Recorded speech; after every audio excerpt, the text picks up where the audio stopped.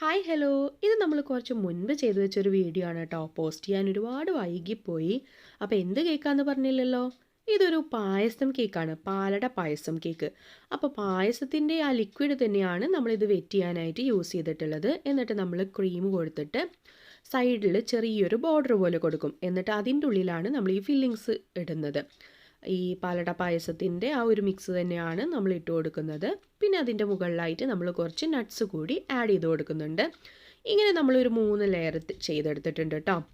അപ്പോൾ ഈ ഒരു കേക്ക് നമ്മൾ റൗണ്ടിൽ ചെയ്തെടുത്തിട്ട് ഹാർട്ട് ഷേപ്പായിട്ട് കട്ട് ചെയ്തിട്ട് ഇങ്ങനെ കാണുന്ന പോലെയാണ് ചെയ്യുന്നത്. ഒരു 5-8 കേക്കായിട്ടോ ഞാൻ ഇതേ ഒരു പാറ്റേണിൽ ചെയ്യുന്നത്. കസ്റ്റമേഴ്സിനൊക്കെ ഒരുപാട് ഇഷ്ടമുള്ളൊരു മോഡലാണ്.